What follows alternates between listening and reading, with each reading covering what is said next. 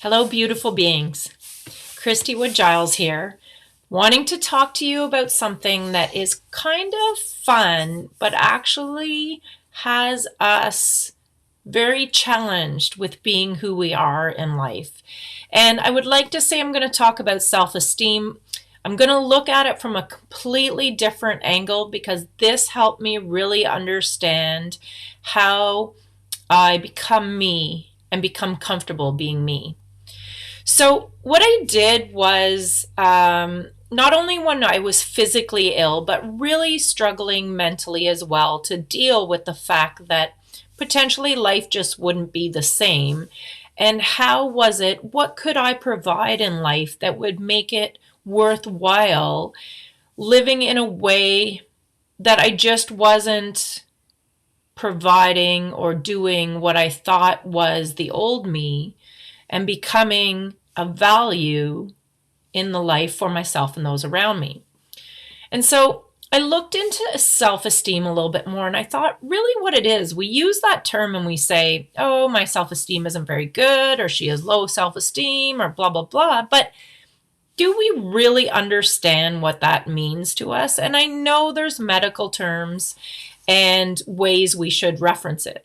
And so I'm not going to pretend that this is coming at it from this angle.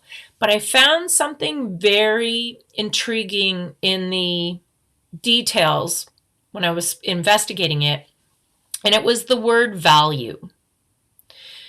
So I looked into value a little bit, and I thought to myself, if I can think of this as my value, can I look at it in more layman's terms that helps me understand?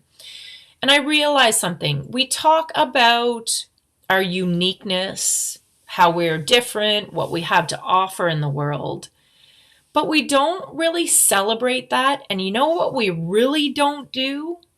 We don't nurture that. And I think we assume we're born with confidence or self-esteem or understanding our uniqueness.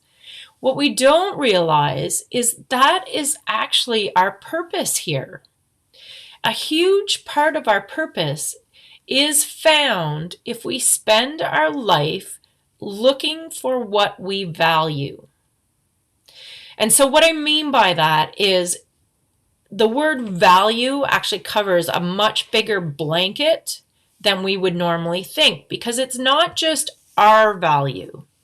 It's what we value, what feels valuable to us, what we see of value in other people, in other things, what we value about the world around us, but very much so what our value is.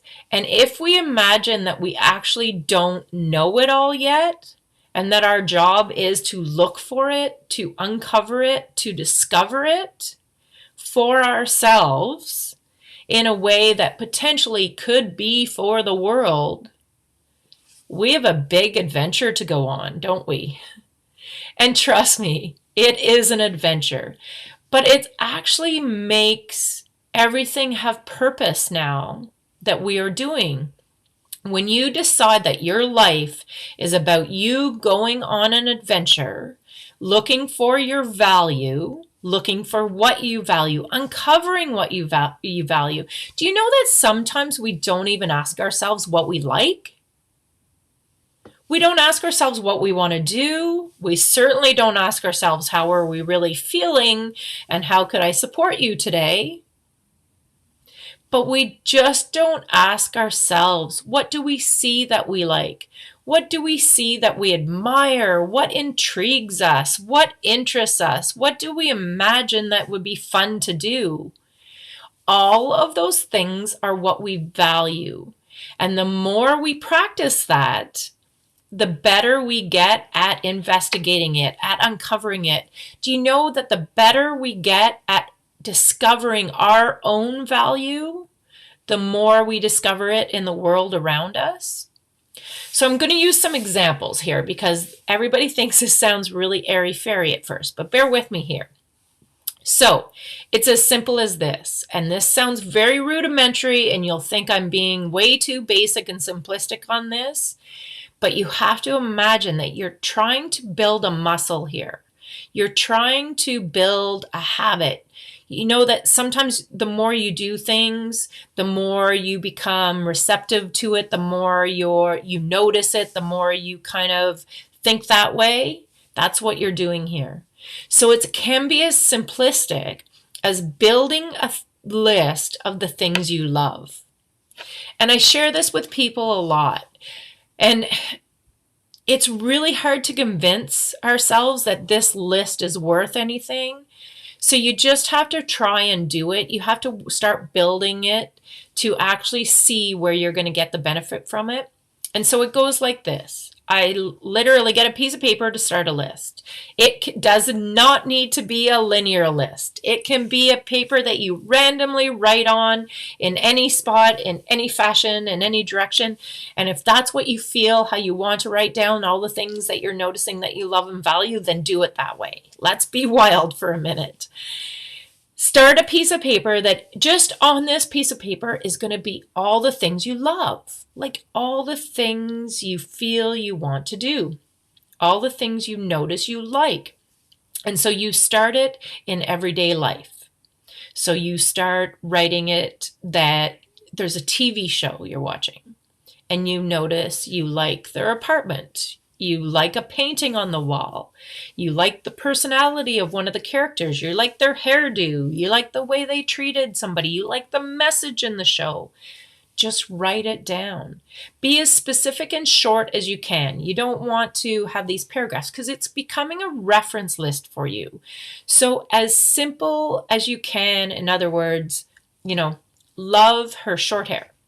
Love the dark hairdo that had this beautiful brat that was emphasized in contrast. Love the art, the painted, colorful art on the wall. Just write it down. And obviously you don't need to write you loved at the top, write things I love, things I value, whatever it is. And just start writing things down and imagine that that's the muscle, that's the sensitivity. You're trying to get your nervous system kind of ignited to look for these things. And the more you work on looking for these things, the more you're going to find. But here's the trick. So now you can do it about someone else. You have a friend at school. I love watching her run.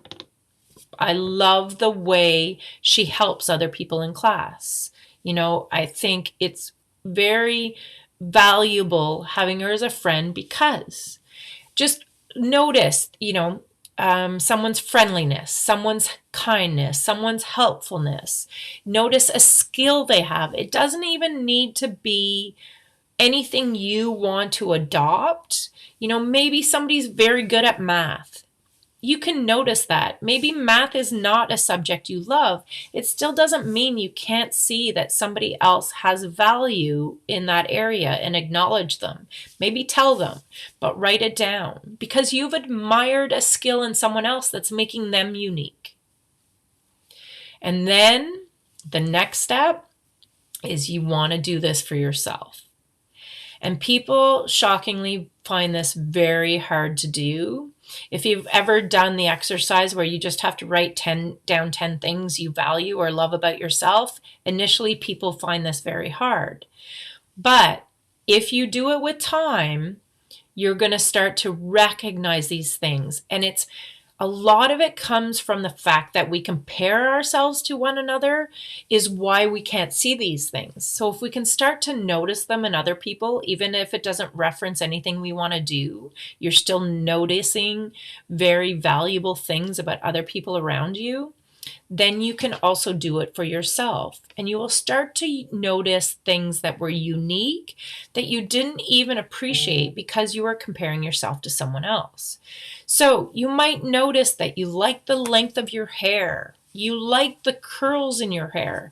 Maybe you don't always like them because sometimes they're challenging to work with, but you have a day that you think, oh, I absolutely love the way my curls fall today. Write it down.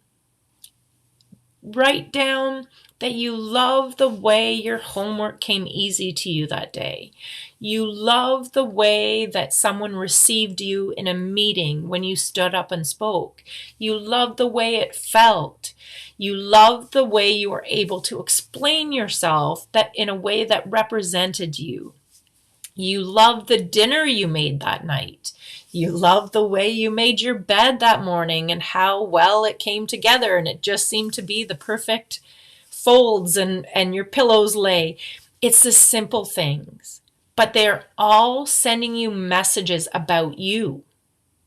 And we underestimate the information that we're gaining by noticing these things and gathering this information as we go. So then when you notice somebody talking about a trip, they went and hiked this trail, or they went and stayed at this hotel, or flew to this other country that they loved, or they really were enamored by the cuisine in a certain area. Sometimes we often will resort to jealousy, and really jealousy actually has its benefits in it because it's telling us something about our desires, about our values. And if we can look at that jealousy in a totally different way, all of a sudden we're not jealous anymore. We can become excited for the person. They found something of value for themselves, but it's also telling you something of value for you. And so, there may be trips people went on that don't interest you, but you can still be happy for them and admire them discovering something that was of value to them and notice that part of it. But then when somebody tells you something that you wished you could do or try or experience, that's giving you a lesson in your value. Write it down, add it to the page, add it to your list, because it's telling you something about you. We often don't investigate these things a little bit more because they really are revealing about our uniqueness. And we're so afraid of our uniqueness sometimes that we don't try and discover more of it. We don't let it come out. We don't express it. But every time you discover something that interests you or intrigues you, you're building your uniqueness. You're building your value in who you are and what you have to offer.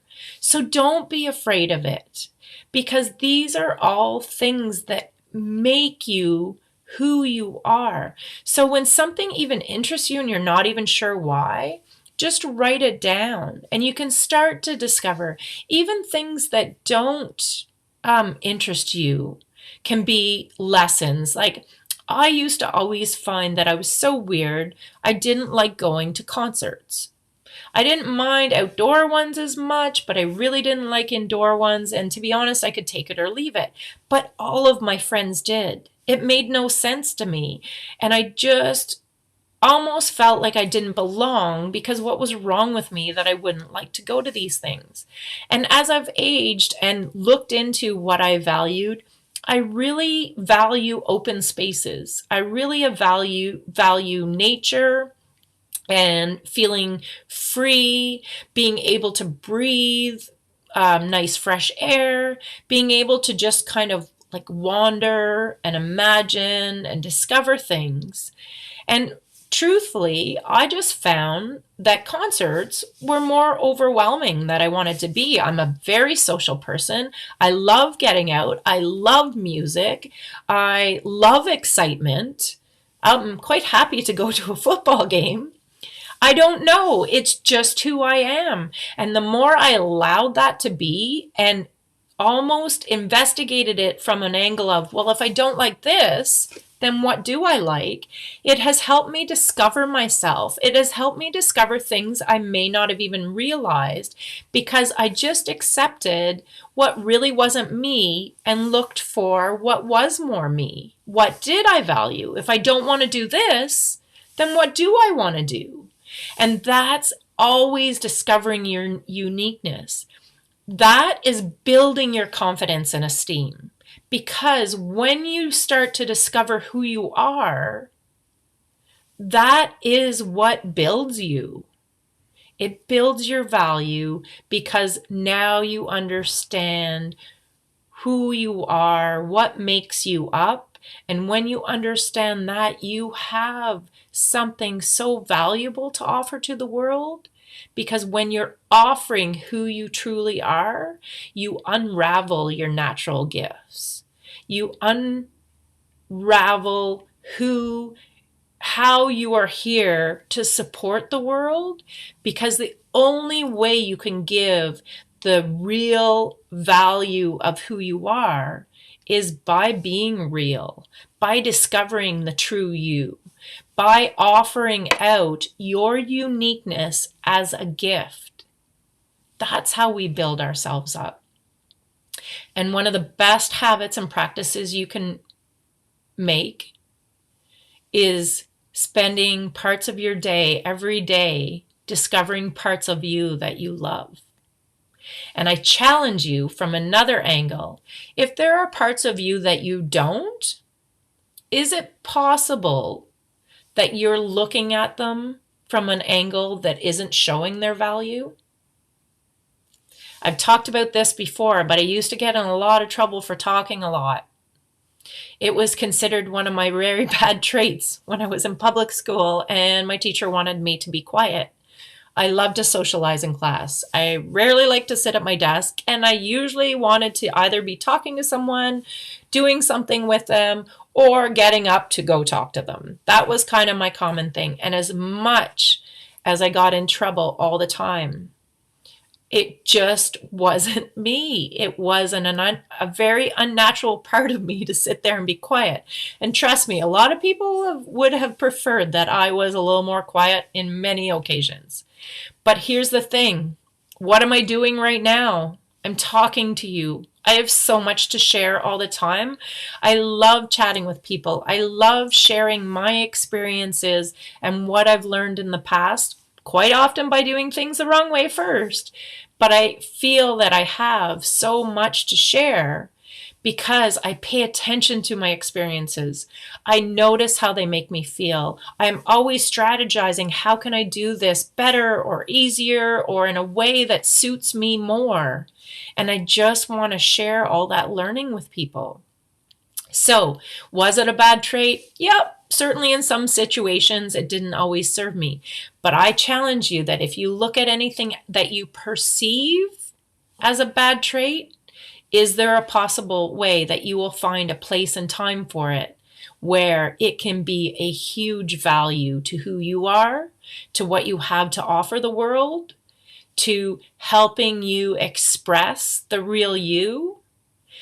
There is so much value in the world around us. There is value in everybody you meet. There is value in everything you see, value in every experience you have. There is so much hidden value in you that we are sometimes afraid to look for, to discover, because we feel like we might find parts of us that we don't like. And that is possible. But if we look at those parts, we can actually see where those parts of us we're perceiving as something that we shouldn't like. There is something in them that is serving us, that can provide value to the world. We just need to bring them up, look at them a little bit differently, and see how we could turn this around so they're of benefit. There is so much value in each of us that if we don't go into this area to discover it, we are compromising the world from seeing who we truly are, from offering the value that we have to give, from discovering that your uniqueness is your gift. You being and discovering exactly who you are is what you have to give to the world. As simple as it sounds, your value is your gift to the world. And your only job here is to constantly be discovering it. I don't think it ever ends. I think our job when we are born is to start to express and expose and discover our value. And I think for our whole time here, our job is to keep discovering it, because we will realize we have more to offer. There is so much of value in every single individual that you will go a lifetime discovering more. It never ends. That's how much value we have to uncover in ourselves. So I encourage you, it's a fun way to look at life, and it's an even more enjoyable way to look at yourself, that you have not yet even come close to uncovering the value you have to offer, and your only job is to keep working at it. You have so much value to offer, you can't even imagine it. So keep looking, never stop searching, and keep uncovering. That's what you have to give to yourself and the world. Much love.